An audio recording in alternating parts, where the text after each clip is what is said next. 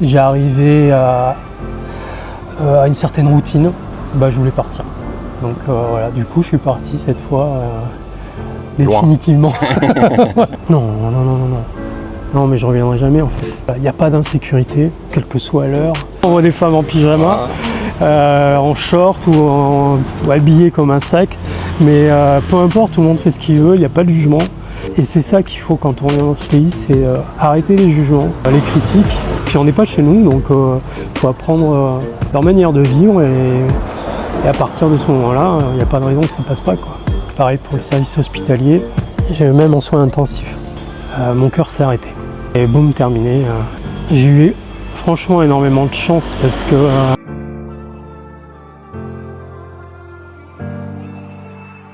Alors salut Yannick, comment tu vas? je vais bien. La petite parenthèse habituelle les amis, n'oubliez pas de vous abonner, de liker la vidéo, de laisser un petit commentaire. Si vous souhaitez un entretien personnalisé avec moi, n'hésitez pas à me contacter soit par email ou Instagram. Alors dis-moi Yannick, tu es en Thaïlande depuis combien de temps? Alors ça fait 2 ans maintenant. Ok. Ça me permet d'avoir un petit avis sur la Thaïlande, mais j'apprécie pas mal ce pays, j'y suis bien.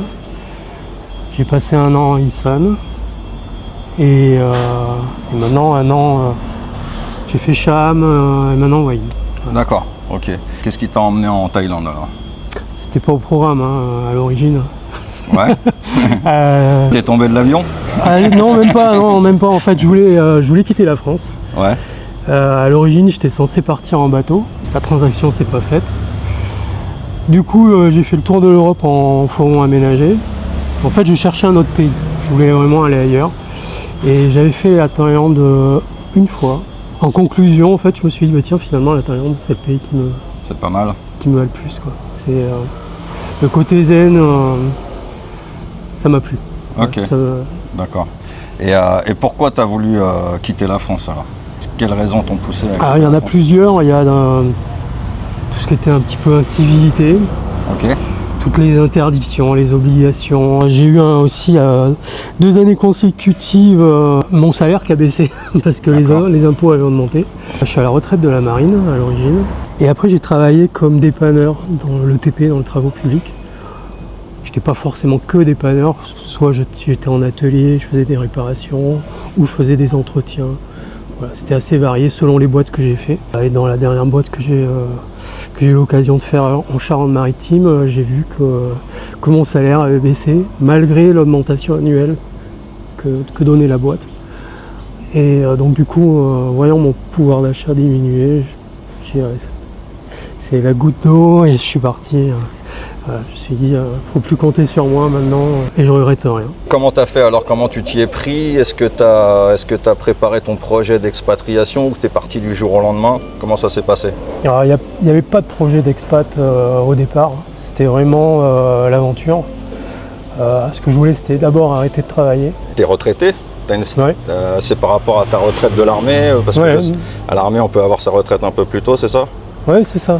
D'accord. Ça, je l'ai depuis que j'ai 36 ans. J'avais une fille, si tu veux, donc j'avais des obligations. J'ai toujours une fille. Hein. Je cherchais un emploi stable. Tu voulais pas rester à rien faire? Non. Okay. Voilà, c'est ça. Parce que tu aurais pu profiter de ta retraite et te la couler douce. Non, c'était pas suffisant en plus à l'époque. Je cherchais la stabilité, puis finalement, j'ai jamais réussi à la trouver, parce que j'aime bien bouger. En fait, la marine m'a apporté ça, d'aller à droite, à gauche, et en fait, j'ai un petit peu préservé cette habitude, ce qui fait que je passais d'une boîte à une autre. Ça m'a permis aussi d'acquérir pas mal d'expérience dans le domaine, sur différentes marques. Mais en fait, la raison principale, c'est que j'ai arrivé à une certaine routine, je voulais partir. Donc voilà, du coup, je suis parti cette fois définitivement. Et comme je connaissais absolument rien de l'Asie, c'était le seul continent que je connaissais pas. J'ai plein à découvrir. Voilà, j'ai tout à découvrir. Il n'y a pas que la Thaïlande du coup. J'ai eu l'occasion de faire le Laos, la Thaïlande à côté quand même. C'est vraiment autre chose, quoi.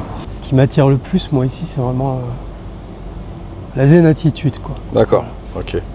Et tout à l'heure, tu parlais justement de ton pouvoir d'achat, de ta retraite qui n'était pas suffisante pour vivre correctement en France. Est-ce qu'ici, en Thaïlande, ça te permet d'être bien, de vivre correctement? Oui, c'est suffisant en Thaïlande. c'est franchement suffisant. Après, j'ai ma femme qui travaille. Il y a un petit coup de main de sa part. Honnêtement, en région Isan, j'avais même pas besoin de l'entièreté. Parce qu'avec 900 €, ça suffisait pour vivre là-bas. D'accord. On peut savoir, ta retraite, elle est de combien à peu près? En euros, ça fait à peu près 1100. Donc tu as parlé de ta femme. Ta Ouais. femme, elle travaille.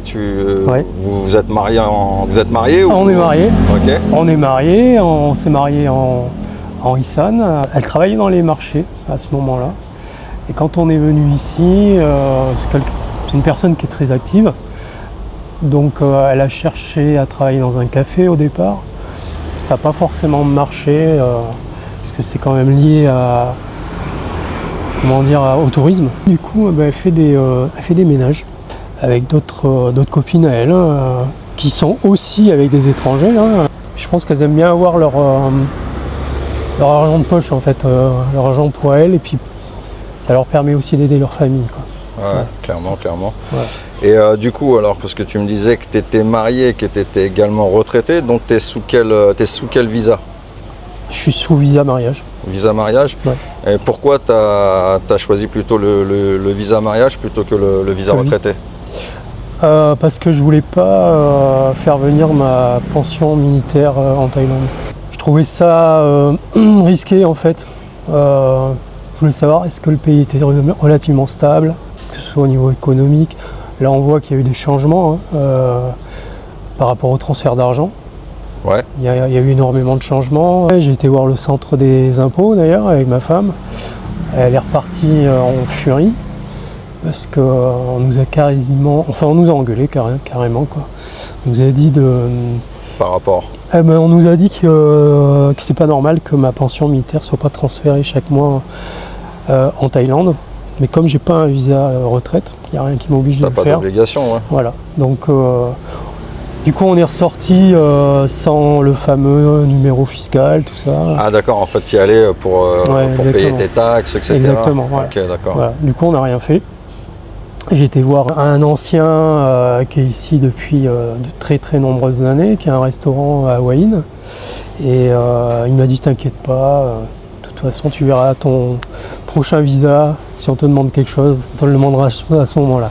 Par contre j'ai vu qu'il y avait énormément de différences d'une province à une autre, que ce soit pour les visas, au niveau administratif c'est un peu différent. Chaque bureau d'immigration selon les provinces a des demandes différentes. C'est ça, ça peut varier légèrement. C'est ça, on a tendance à dire la Thaïlande c'est comme si c'est... Mais non, en fait, moi j'ai fait Ubon Ratchathani, on a fait Phetchaburi, et là on s'est inscrit à Prachuap Khiri Khan, donc c'est différent, quoi. Et donc tu m'as dit ta première année tu l'as fait en Isan. Ouais. C'était de quel côté de l'Isan? C'était Ubon Ratchathani, j'étais à 80 km. D'accord, donc en pleine campagne. Complètement, entouré de rizières. Ok, et c'est ça qui t'a donné l'envie peut-être de déménager à Hua Hin, ou tu t'embêtais là-bas? Qu'est-ce qui s'est passé? Alors j'avais des occupations là-bas, c'est arrivé petit à petit. Déjà, la propriété c'est une ferme. Donc il y a des chèvres, il y a des moutons, il y a des chiens, voilà, des canards. Et bon, j'adore les animaux. Ça c'était bien, je me suis lié d'affection pour un chevreau orphelin. Voilà, donc je le nourrissais. 2 chiens sont liés d'affection. Voilà, j'avais mon ombre avec moi en permanence. Certains ont eu des portées, donc je me suis occupé des petits. Donc ça m'a fermier, quoi. Ah ouais, là j'ai vraiment adoré. Hein. Bah ouais, ça doit être super. C'est pour ça, souvent il y a certaines personnes qui me disent ah moi je pourrais pas vivre en Isan, je m'embêterais. Alors après je comprends tout à fait, hein. Après chacun son mode de vie. Ouais. Mais je pense que voilà, t'en es l'exemple, je pense qu'il y a plein d'occupations, plein de choses à faire, la vie saine. Le père de ma femme m'a demandé de réparer une pompe à câble, une pompe à eau. Et enfin il m'a demandé si je pouvais le faire. Et ce que j'ai fait, et puis du coup il m'a dit mais j'ai aussi une tronçonneuse, tu sais faire.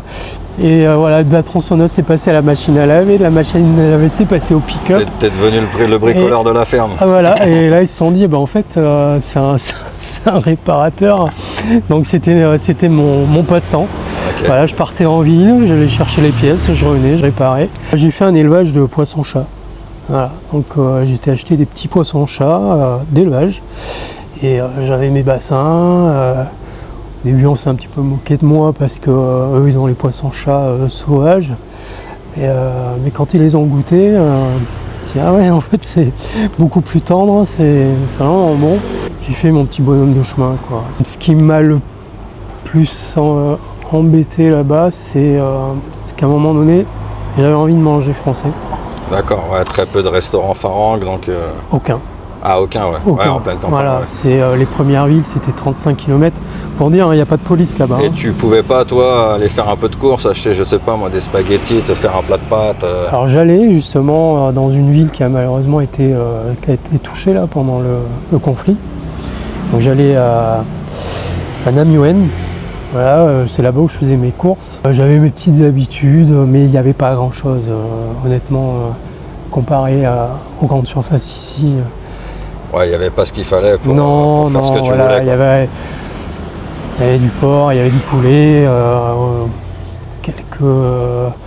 peut-être un peu de fromage, mais vraiment, c'est pas rien d'extraordinaire.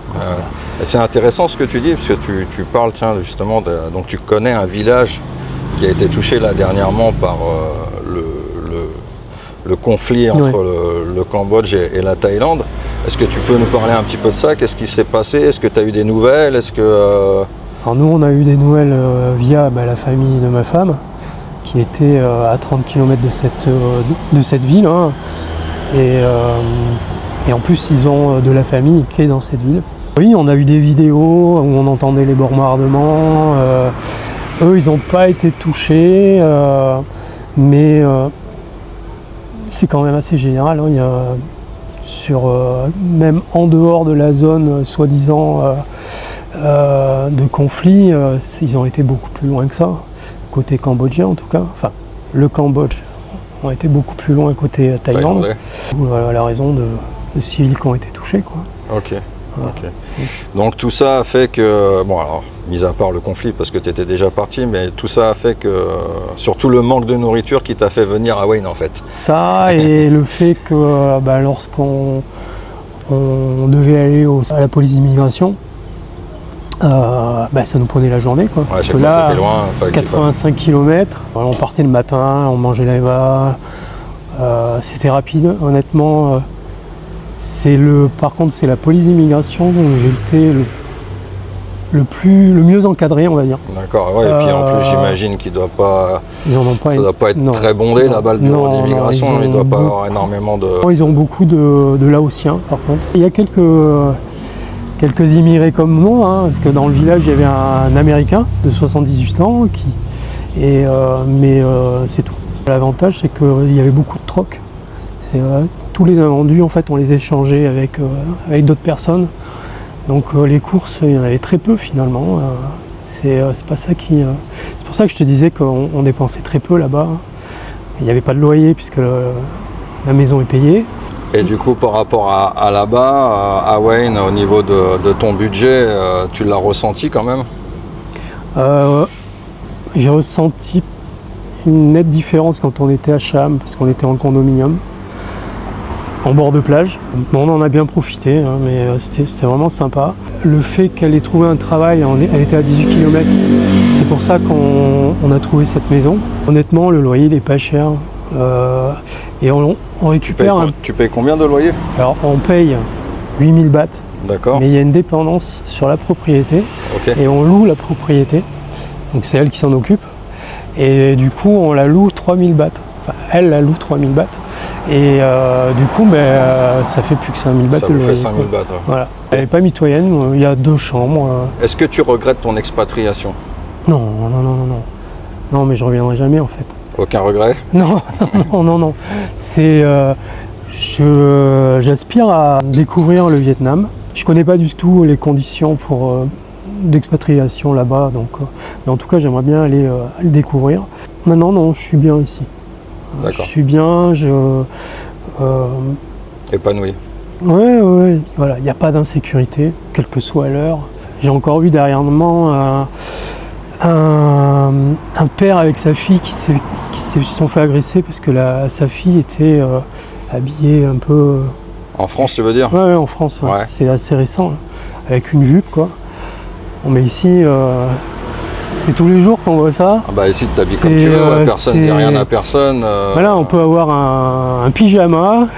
Souvent, on voit des femmes en pyjama, en short ou habillées comme un sac. Mais peu importe, tout le monde fait ce qu'il veut, il n'y a pas de jugement. Et c'est ça qu'il faut quand on vient dans ce pays, c'est arrêter les jugements, les critiques. Être tolérant, la tolérance. Voilà, c'est ça. Puis on n'est pas chez nous, donc il faut apprendre leur manière de vivre et à partir de ce moment-là, il n'y a pas de raison que ça ne passe pas, quoi. La sécurité, oui, comme tu dis, la tolérance, le sourire. Parce qu'honnêtement, certains disent que c'est pour le commerce, mais non. Moi, j'ai croisé des personnes qui mangeaient, je leur demandais si c'était bon. Et quand j'ai compris que c'était des personnes Issan, je leur demandais en Issan, et là, viens parler avec nous, voilà. Et ça, en France, il n'y a pas moyen, quoi. Mais je vois que ça joue sur pas mal de personnes, parce que j'ai eu l'occasion de parler avec des jeunes, avec des gens de mon âge, avec des personnes beaucoup plus âgées. T'as quel âge, toi, Yannick ? Je vais avoir 53 ans cette année. Ça pèse sur les épaules. Et voilà, il n'y a plus ce problème où si on parle à des jeunes, on peut être mal vu. Tout le monde se parle. Ça, j'aime bien. Pareil pour le service hospitalier, honnêtement, je l'ai connu. Voilà. Okay. T'as fait un petit séjour à l'hôpital ? J'ai même en soins intensifs. D'accord. Ah merde, j'espère que tu avais une assurance santé ? Ah non, mais je peux en parler si tu veux. Ah bon ?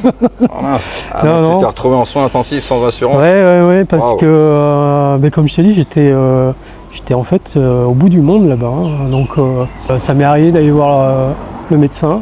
Ça me coûtait 1,50 € chaque fois que j'y allais. Donc si tu veux, l'assurance santé, je sais même pas s'il y en a là-bas, honnêtement, pour les expats. Ça aussi, ça fait partie des critères pour trouver une assurance. J'ai pas forcément eu le temps. Parce qu'on est arrivé fin juillet, le 12 janvier de cette année, mon cœur s'est arrêté. Voilà, ah merde, sur crise cardiaque. Oui, enfin infarctus. D'accord. Voilà. Donc j'étais en scooter et boum, terminé. T'es tombé d'un coup ? Je suis tombé d'un coup à un feu rouge. Ok. Voilà.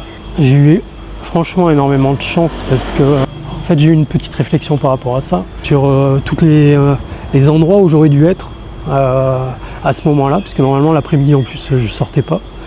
C'était la première fois. Du coup, je suis encore là grâce à ça en fait. Parce que ce jour-là j'ai décidé d'aller dehors en plein après-midi et ah, tu veux dire si tu serais resté chez toi, tu serais tombé, personne t'aurait trouvé. Voilà, que ce soit à l'appartement ou à la plage, ou si j'avais décidé finalement de partir en bateau ou de continuer ma vie en fourgon, il y a eu grande chance que... Et du coup, comment ça s'est passé? Donc tu es tombé, les gens, les Thaïlandais t'ont ramassé tout de suite? Je sais pas du tout, parce que du coup j'étais plus là. Souvenir, ouais. Par contre, ce qu'on m'a dit, c'est que... T'as pas eu de vidéo ou de choses comme ça? Non. Et seule chose que j'ai su, c'est qu'une ambulance était juste à proximité en fait. Ouais. Et du coup, ils m'ont réanimé à 2 reprises parce que je suis parti 2 fois. Voilà. Et voilà, je suis parti en soins intensifs au Wine Hospital. Voilà, donc j'ai fait 8 jours en soins intensifs. Je me souviens absolument de rien. Des gens sont venus me voir. J'étais même apparemment exécrable. On m'attachait au lit. C'était une horreur. Et puis après, voilà, j'étais en chambre pendant une dizaine de jours et ça s'est très bien passé, quoi. D'accord. Ouais. Mais ça t'a coûté combien alors cette histoire? Parce que si t'étais pas assuré, moins de 9 000 € pour 18 jours d'hospitalisation. 9 000 €? Ouais, un peu moins. D'accord. Ok. T'as pas eu d'opération chirurgicale? On m'a mis un stent. Ah, ils t'ont mis un stent voilà, quand même? J'avais une artère coronaire bouchée en fait. D'accord, donc ça va, je trouve que tu t'en tires pour pas si cher que ça la finale. Non. Ce qui t'a sauvé de ce côté-là, enfin du côté argent on va dire, c'est qu'ils t'ont emmené à Wine Hospital, donc c'est beaucoup moins cher, parce qu'ils t'ont emmené à Bangkok Hospital, je pense que ça aurait été peut-être le triple ou le quadruple. Par contre, on m'a dit que le meilleur chirurgien cardiaque était au Wine Hospital. D'accord, ok. Donc même les patients, enfin, je peux pas ni généraliser ni l'affirmer, mais en tout cas c'est ce que j'ai entendu dire, que certains patients étaient envoyés à ce chirurgien. Du Bangkok Hospital, ils étaient envoyés à Wine Hospital. Voilà, que ce soit le San Polo, ils étaient envoyés auprès de ce chirurgien. D'accord. Qui est vraiment super, quoi. Et même les infirmières, honnêtement, elles ont été aux petits soins. Mais vraiment, hein, Et pourtant, alors pour préciser, hein, le Wine Hospital, c'est un hôpital public, hein, c'est pas un hôpital c'est privé. ça, exactement. Et qui n'a rien de luxueux, d'extraordinaire. On pourrait même faire marche arrière quand on rentre dedans, surpris un peu par tout ce monde. Mais au final, c'est très très bien organisé, quoi. Très très bien organisé. Moi, j'ai vu que pour une prise de sang, il y avait 300 personnes devant moi. 1 heure après, j'avais déjà ma prise de sang faite, quoi. Et pour le paiement, alors, parce que est-ce que tu étais déjà conscient quand ils t'ont opéré ou est-ce que tu étais inconscient? Non. T'étais inconscient? J'étais inconscient. Ils ont demandé à ma femme si j'avais 200 000 bahts. Si tu avais les moyens de Voilà, si j'avais les moyens. Et donc, en fait, n'ayant pas accès à quoi que ce soit mon compte ou elle savait pas, quoi. Elle a dit oui. On lui a avancé en fait les 200 000 bahts. D'accord. C'est une amie à elle qui lui a avancé les 200 000. Et en fait, elle a, je crois, le lendemain ou le surlendemain, elle a vu qu'en effet j'avais de l'argent, donc elle a remboursé dans la foulée. D'accord. Donc c'est quand même, on va dire, génial parce que on va dire qu'elle a pris des gros risques parce que en plus ça se trouve, tu n'étais peut-être pas sûr de t'en sortir. Enfin, je sais pas exactement, mais oui. Elle aurait pu payer cette grosse somme sans être sûre que tu la rembourses et elle se mettre en porte-à-faux, être dans la merde, quoi. Ouais. J'ai même ma famille à ce moment-là avait proposé d'avancer, sachant que moi j'étais pas du tout en état. Et j'ai même un ami qui avait dit moi je fais le transfert mais il faut le sortir de là, quoi. Donc il y a eu un soutien énorme. J'attends là fin octobre, je dois aller revoir le cardiologue pour avoir une sorte de traitement, on va dire, définitif. Et à partir de ce moment-là, à partir de novembre, je vais aller me chercher une assurance santé. Mais je sais que je ne pourrais pas être couvert pour le cœur. Voilà. Ça va être compliqué. Ouais. Voilà, ça sera niette. Après, moi, je veux juste une assurance sans talent. Si des fois j'étais hospitalisé. Ouais, en cas d'accident, tu te casses un bras. Voilà, exactement. Si c'est pour aller voir un médecin, un dentiste. Ouais, non, ça sert à rien. J'ai fait déjà une couronne en Thaïlande. Franchement, pour moi, ça vaut pas le coup d'être couvert. Tu avais payé combien ta couronne? 900 €. Un implant? Un implant, ouais, pardon. Pas une couronne, un implant. Okay. Ouais. Qui vient de Chine. Ok. Donc c'est pas le même système que ceux qui viennent de Suisse. Mais alors, là aussi, formidable. J'ai eu un encadrement, 3 personnes quand même qui m'ont encadré pour l'implant. Hein. D'accord. Tu l'as fait ici à Wine aussi? Non, je l'ai fait en Isan. En Isan. Et le lendemain matin, elle a même téléphoné parce qu'elle trouvait ça normal, que j'ai pas du tout eu mal pendant l'intervention. Elle s'inquiétait, vraiment, ils se sont vraiment inquiétés pour moi, quoi. Non, il n'y a rien à dire, quoi. C'est quand je vois maintenant en France, pour avoir le moindre rendez-vous avec un spécialiste, on entend des mois et des mois. Même un dentiste, c'est compliqué. Oui, même un dentiste. Ils veulent plus de nouveaux clients. Alors qu'ici, c'est dans le jour même, quoi. Ou le lendemain, allez, s'il y a... C'est ça. Moi, j'ai attendu pour un IRM, j'ai attendu, je crois, 1 mois, mais parce qu'il fallait que j'attende 1 mois. Sinon, j'aurais eu la place rapidement, quoi. Honnêtement, pour moi, les gens qui s'inquiètent par rapport à ça, peuvent être rassurés, hein, parce que même les hôpitaux bas de gamme, je trouve qu'il y a une assistance, franchement, ouais. Ce qui est bien. J'ai dormi même à côté d'un moine. Hein. Ah ouais. D'accord. Yannick, il est plein d'anecdotes, je m'y attendais pas. J'ai fait un tout petit séjour de 2 jours. Mais là, j'avais rien, c'est moi qui m'inquiétais. Je sentais une douleur. Au cœur aussi? Ouais. C'était juste un avertissement en fait à l'époque.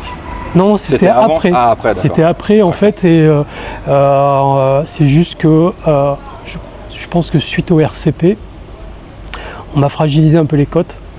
Et du coup, j'avais une douleur qui s'est un peu déclenchée. Et de suite j'ai pensé que c'était le cœur, mais non, rien du tout. Ils m'ont fait tout ce qu'il fallait comme examen. Ah non, vous avez une petite côte un peu fragilisée, mais c'était rien. Ils m'ont quand même gardé de nuit en observation. Et malheureusement, j'ai pas pu avoir de chambre. Donc j'étais dans un local avec plusieurs personnes, dont un moine qui devait faire ses 120 kilos. Qui pétait toutes les 30 secondes. C'était une horreur. Voilà, donc ouais, non, c'était assez marrant quand même. Il était atteint de flatulence. C'était la folie, quoi. Donc j'étais le seul étranger d'ailleurs dans. Ils étaient désolés pour moi, mais en même temps, j'ai pas à avoir de traitement de faveur. J'arrive dans un hôpital où le peuple thaïlandais est censé aller, pour la plupart en tout cas, et je n'ai pas l'intention d'avoir de traitement de faveur dans ces moments-là. J'aime bien, parce qu'on discute en fait, voilà, on partage des petits moments. Ma femme est venue, elle discutait avec les gens qui étaient hospitalisés aussi. Alors c'était bien, franchement c'était bien, donc je cherche pas le luxe ou le confort, j'aime bien ces gens-là. C'est pour ça que j'aime bien d'ailleurs les gens de Nissan. Les petites choses qui te dérangent en Thaïlande? Alors la première chose qui me dérange en Thaïlande, c'est le plastique. La pollution plastique? Ah ouais, j'avoue que je pense que quand ils auront fait un pas sur ça, au niveau du paysage, ça sera beaucoup plus agréable. Les ruines aussi. Il y a beaucoup de maisons abandonnées, de magasins abandonnés, de résidences abandonnées. Ça fait un peu glauque. Je dirais que c'est à peu près tout. Ce qui m'a un peu choqué sur la Thaïlande. Je trouve que ça manque un peu de charme au niveau des habitations. Architecture? Ouais, voilà. Je sais qu'en France, par exemple, tu vas dans le Périgord, en Dordogne, ou tu vas dans le sud de la France, dans le nord, en Bretagne, tu auras des maisons différentes. Aux Pays-Bas, etc. quoi. On a l'impression de ne pas être dans le même pays, quelque part. Il y a un charme, en fait. Ce que je retrouve pas ça dans les villes thaïlandaises. Ouais, c'est vrai qu'en Thaïlande, l'architecture est similaire un peu partout. Ouais. La seule différence qu'il va y avoir, ça va être, on va dire, les tout petits villages avec les maisons en bois sur pilotis. Voilà, ça j'aime bien. Voilà, des choses comme ça. Mais sinon, dès que c'est, on va dire, bétonné, ça se ressemble énormément, quoi. C'est la même architecture. C'est la maison qu'on a en Nissan. Hein. C'est une maison sur pilotis avec le parquet, la terrasse c'est du parquet. Voilà. Ça j'adore. Je trouve ça a un cachet, ça coûte rien. Hein. Honnêtement, hein, je l'ai acheté 5 000 €. Je me sens bien dans ce genre d'habitation. Je ne me verrais pas du tout dans une résidence, dans une maison occidentale. Je ne me verrais pas du tout là-dedans. Tu veux dire soit condominium, soit villa? Principalement villa, ouais. Ça ne m'attire pas du tout. J'ai fait des visites hein, à un moment donné et voilà, c'est pas fait pour moi. C'est à peu près tout hein, ce que j'ai à reprocher. Parce qu'au niveau climat, on est plutôt gâté, surtout à Hualien. J'aime cette sérénité de vie, le fait que la vie soit moins chère, beaucoup moins chère. Après ça, c'est adaptable à beaucoup de budgets, je pense. On peut vivre avec 3 000, comme avec 10 000, comme avec 1 000.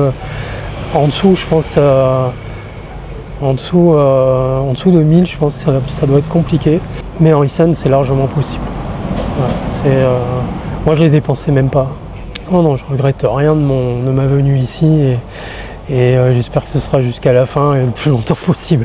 Ok Yannick, écoute, merci beaucoup pour ton témoignage très intéressant avec plein de rebondissements, pas mal d'expérience on va dire, soit dans le positif ou un peu moins. Bon, je suis là, donc mais t'es là, voilà, c'est le principal. Donc merci à toi. Si vous souhaitez participer à une prochaine vidéo comme Yannick, n'hésitez pas à me contacter par email ou Instagram. Et puis je vous dis à très bientôt pour une prochaine vidéo. Allez, ciao, bye bye.